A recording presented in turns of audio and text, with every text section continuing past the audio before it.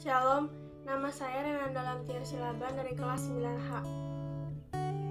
Perkenalkan, nama saya Wilma dari kelas 9B. Shalom, nama saya Cafidiola Galini dari kelas 9J. Shalom, perkenalkan nama saya Hana Felicia dari kelas 9H. Shalom, nama saya Hendro Nathanael dari kelas 9D. Pertama, saya akan membahas tentang kitab Yosua. Kitab Yosua dan Perjanjian Lama di Alkitab memiliki 7 ciri khas utama, yaitu pertama, kitab Yosua menjadi kitab sejarah pertama yang melukiskan sejarah Israel sebagai bangsa di Palestina. Kedua, kitab Yosua memberikan pengetahuan banyak tentang kehebatan hidup Yosua selaku pilihan Allah untuk menyelesaikan tugas Musa. Tugasnya ialah menegakkan Israel sebagai umat perjanjian di tanah perjanjian. Yang ketiga, kitab ini mencatat banyak sekali mukjizat ilahi demi Israel. Dua yang paling menakjubkan ialah kejatuhan Yeriko dan perpanjangan waktu siang hari pada saat pertempuran di Gibeon. Keempat, kitab Yosua adalah kitab terkemuka yang menggambarkan konsep perang suci sebagai suatu tugas khusus dan terbatas yang ditetapkan Allah di dalam konteks sejarah keselamatan.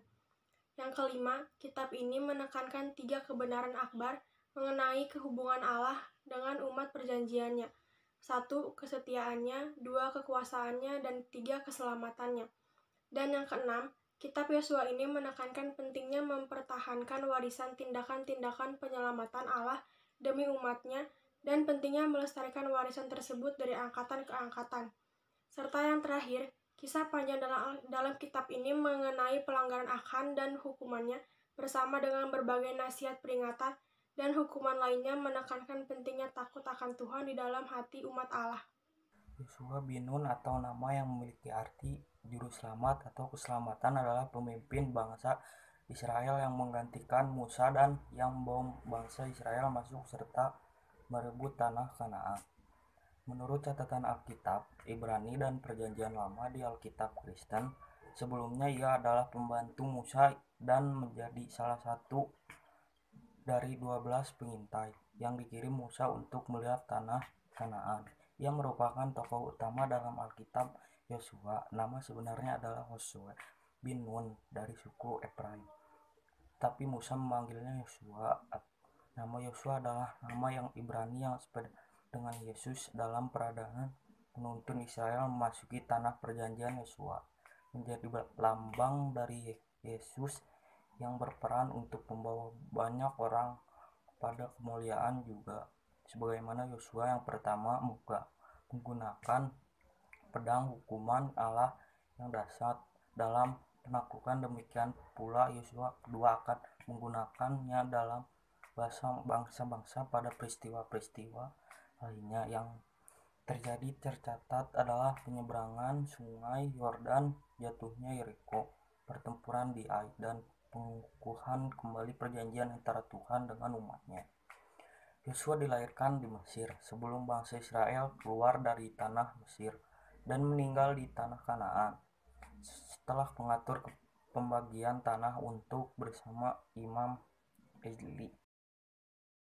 Awal mula perintah Allah kepada Yosua. Sesudah Musa, hamba Tuhan itu mati, berfirmanlah Tuhan kepada Yosua bin Nun, abdi Musa itu demikian, hambaku Musa telah mati, sebab itu bersiaplah sekarang, seberangilah sungai Yordan ini, engkau dan seluruh bangsa ini, menuju negeri yang akan kuberikan kepada mereka, kepada orang Israel itu.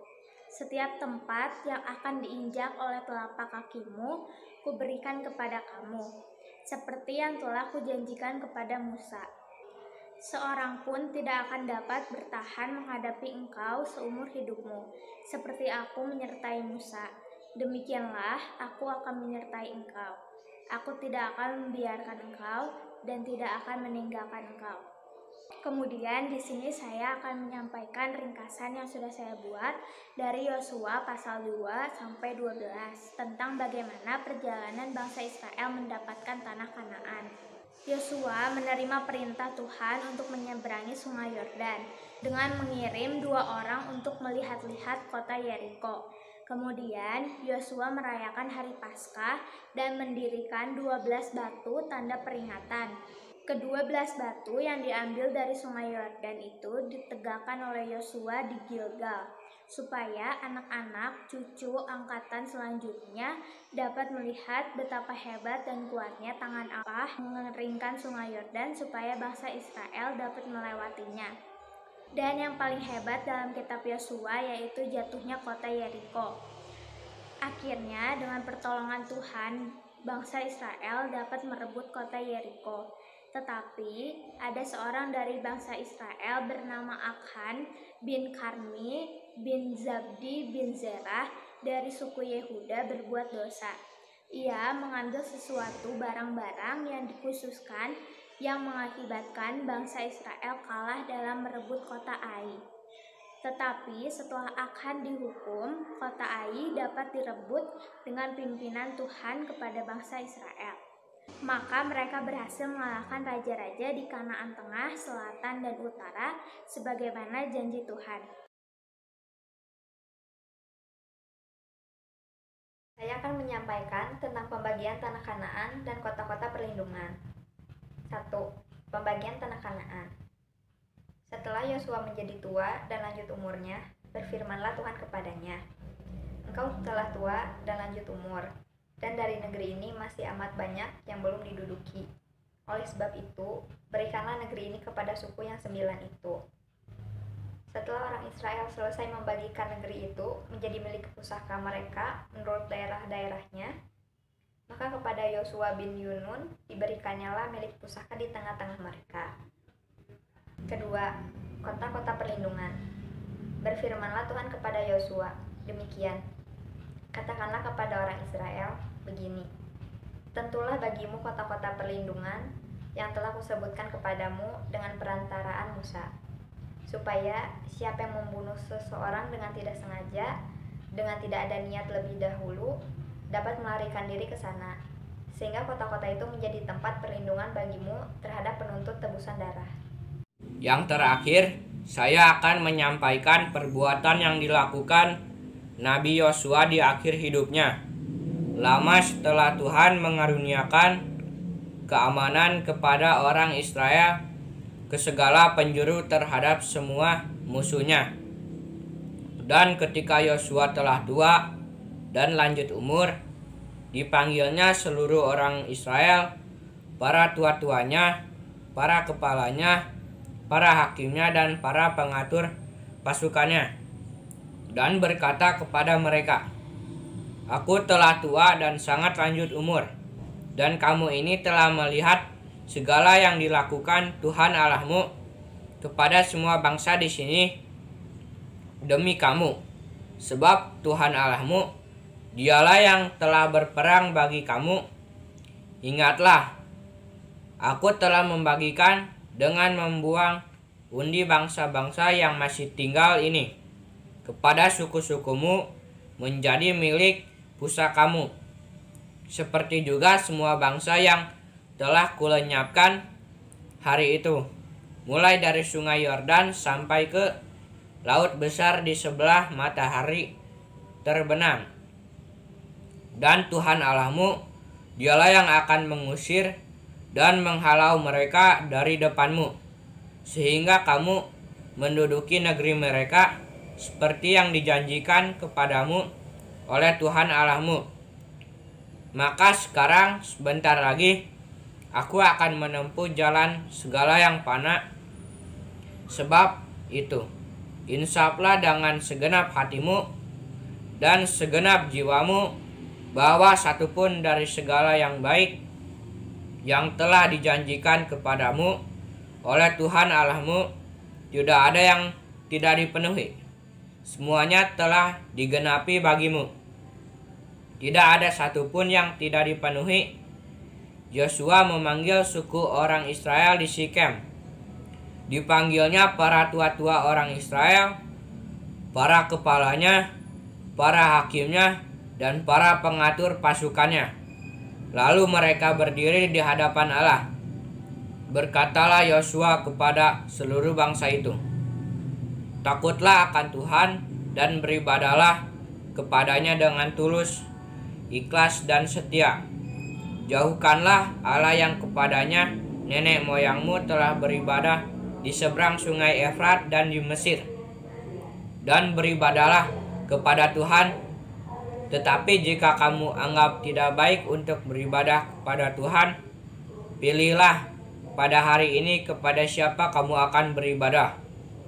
Allah yang kepadanya nenek moyangmu beribadah di seberang sungai Efrat, atau Allah orang Amori yang negerinya kamu diami ini. Tetapi aku dan seisi rumahku, kami akan beribadah kepada Tuhan. Lalu jawab bangsa itu kepada Yosua, kepada Tuhan Allah kita kami akan beribadah, dan firman-Nya akan kami dengarkan.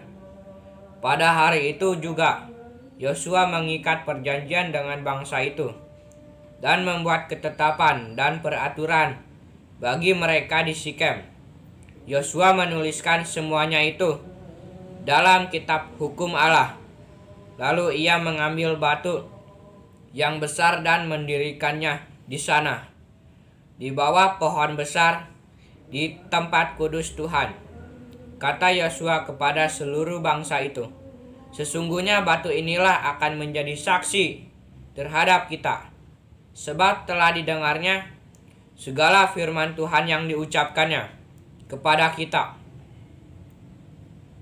Dan sesudah peristiwa-peristiwa ini, maka matilah Yosua bin Nun, hamba Tuhan itu, ketika berumur 110 tahun. Lalu ia dikuburkan di daerah milik pusakanya, di Timnat Serah, yang di pegunungan Efraim. Kesimpulan, Nabi Yosua ialah nabi pilihan Tuhan Allah yang berani dan gigih hatinya.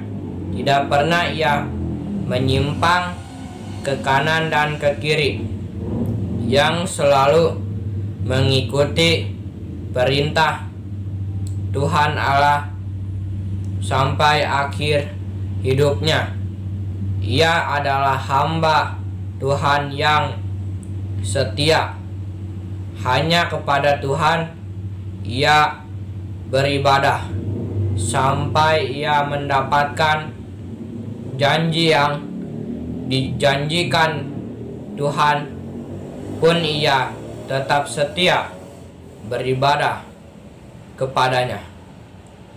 Kesimpulannya dari kisah-kisah yang terjadi dalam kitab Yosua adalah: yang pertama, kitab Yosua mengajarkan tentang Allah yang setia dalam memenuhi janjinya. Yang kedua, dosa yang sekecil apapun akan mendatangkan murka dan penghukuman Allah bila tidak diakui dan mohon pengampunannya. Dan yang ketiga, hidup di dalam iman kepada Allah merupakan hidup yang dituntut Allah dari umatnya.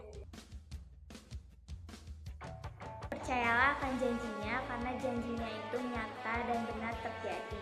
Tidak ada satupun janjinya yang ia tidak tepati dan tidak terjadi. Jadilah orang yang berpegang teguh dan setia. Janganlah dirimu menyimpang ke jalan yang salah. Janganlah takut dan gentar hatimu, sebab Tuhan bersama orang-orang yang benar.